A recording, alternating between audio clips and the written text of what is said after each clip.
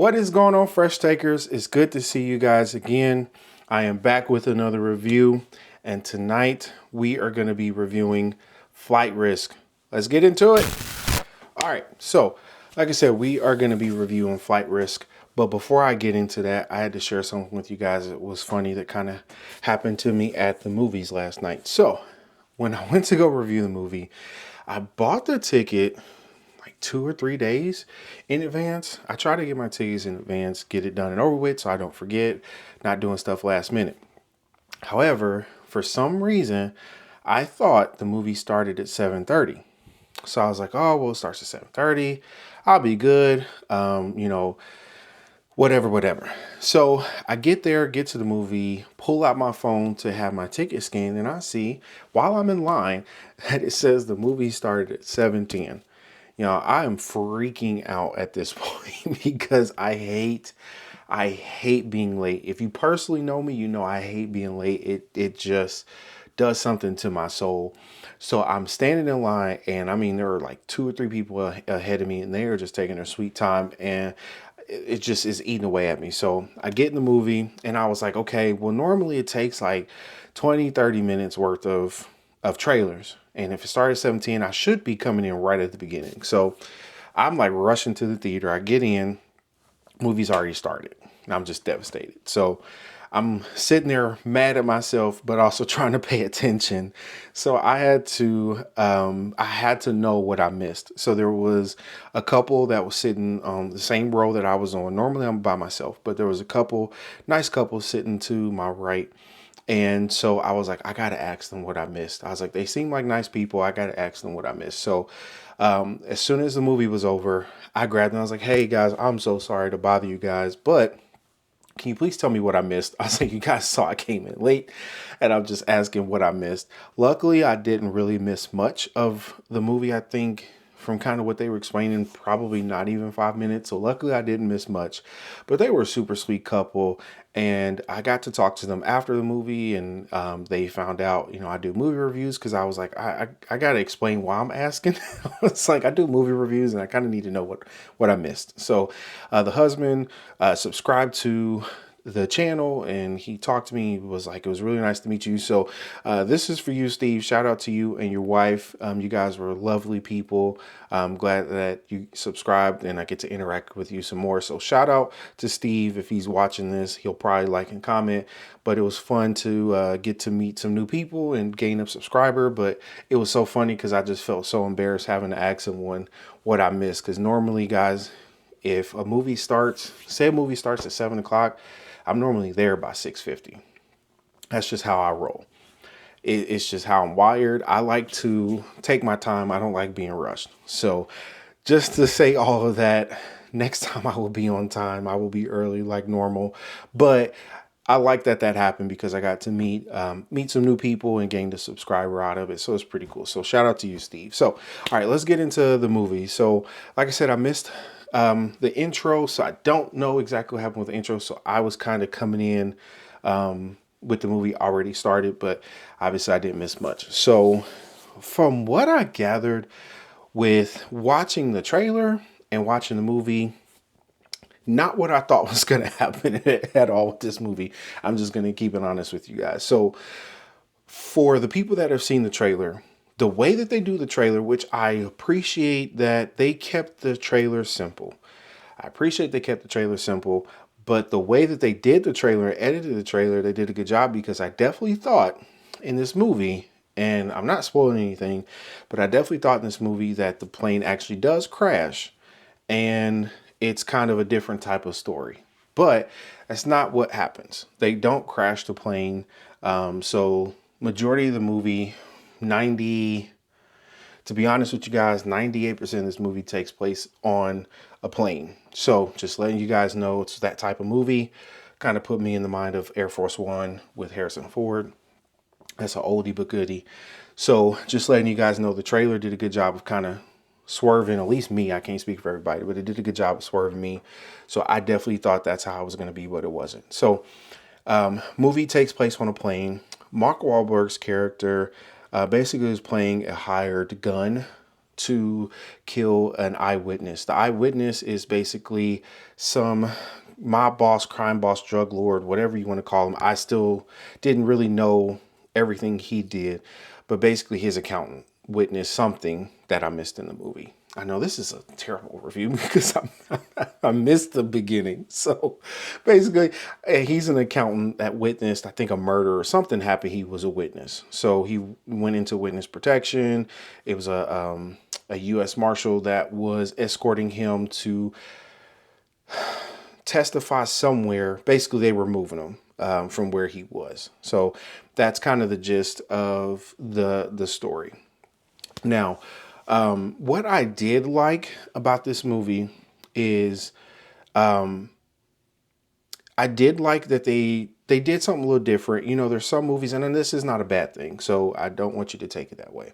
What they did in this movie that was different was they really kind of kept it all in one location, all in one place.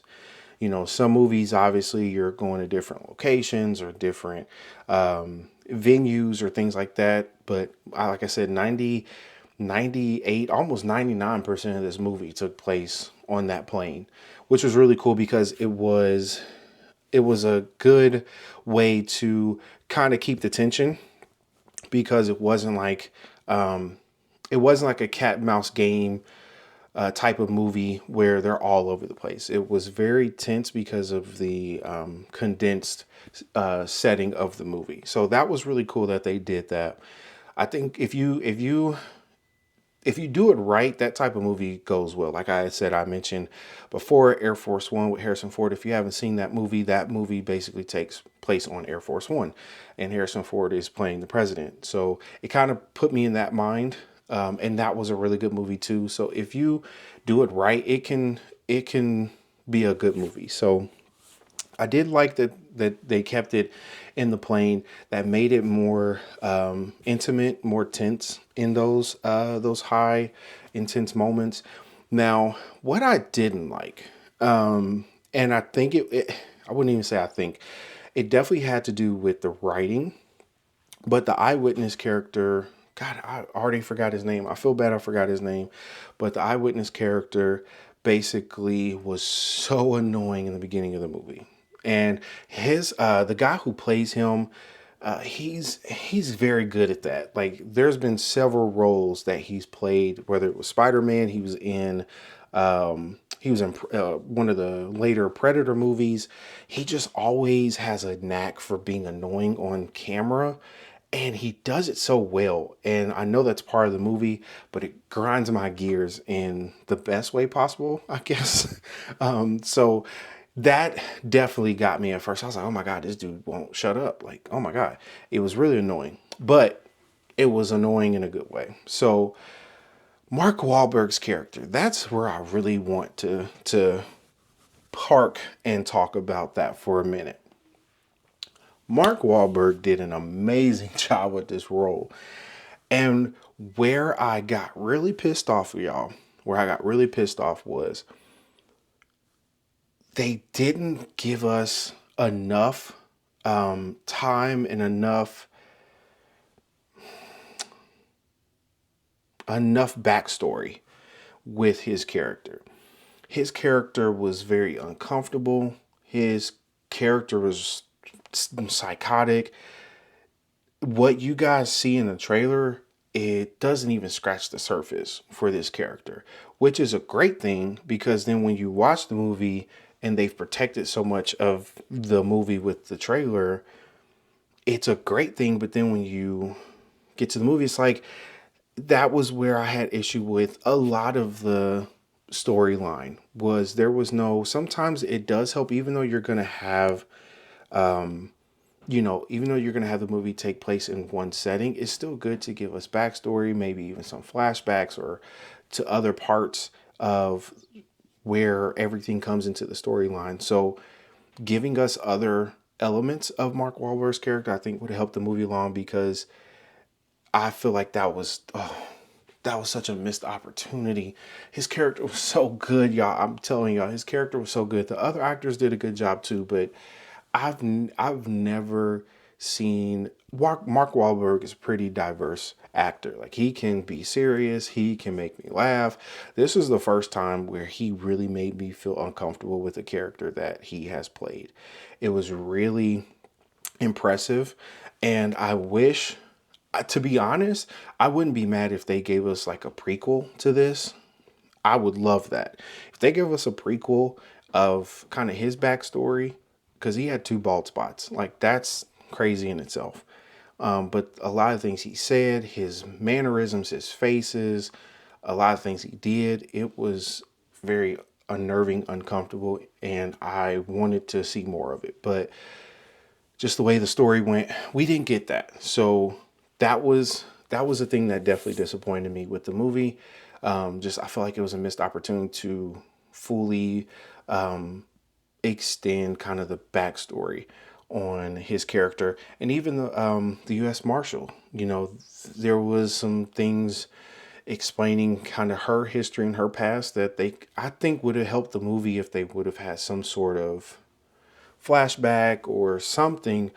But everything was just kind of explained and told to you. And sometimes that works, but sometimes the way the movie goes, or the TV show, whatever you watch, sometimes a flashback really does help because it gives you more context and it gives you visual details of what they're saying. So that was a big dislike for me. Was, that was an opportunity to really explain and connect you deeper with the characters. Now the acting was good.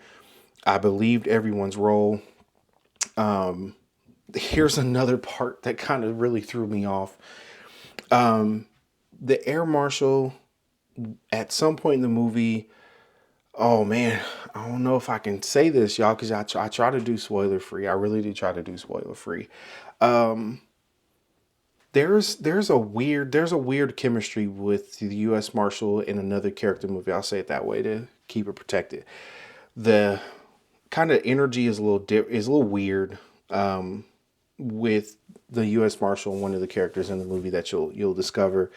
It just kind of threw me off because I was like, where is this coming from, or why did they add this into the story? It did make sense, but it's Mel Gibson's movie, so what do you expect? Sometimes Mel Gibson can be a little off his rocker anyway. So that part, I was like, I don't know how I feel about that. I really don't know how I feel about that.